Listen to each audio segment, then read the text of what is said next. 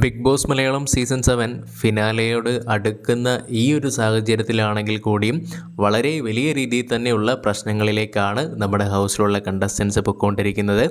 ഇന്ന് ഇപ്പോൾ ലൈവിൽ നടക്കാൻ പോകുന്നത് വളരെ ഗുരുതരമായിട്ടുള്ള കാര്യങ്ങളിലേക്കാണ് കടന്നു പൊയ്ക്കൊണ്ടിരിക്കുന്നത്.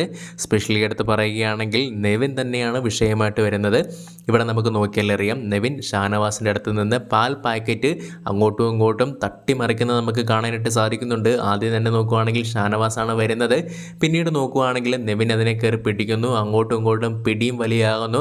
അവസാനം ഷാനവാസിൻ്റെ നേർക്ക് ആ ഒരു പാലെല്ലാം തന്നെ എടുത്ത് തെറിപ്പിക്കുന്ന നെവിനെ നമുക്ക് കാണാനായിട്ട് സാധിക്കുന്നുണ്ട്. സാധാരണഗതിയിൽ ഷാനവാസ് എടുത്തിട്ട് അലക്കാറാണുള്ളത്. എന്തായാലും ഷാനവാസ് ഒന്നും തന്നെ മിണ്ടാതിരിക്കുന്നതാണ് നമുക്ക് കാണാനായിട്ട് സാധിക്കുന്നത്. നെവിൻ പല സമയത്തും അതിര് വിടുന്ന പോലെ നമുക്ക് കാണാനായിട്ട് സാധിക്കുന്നുണ്ട്.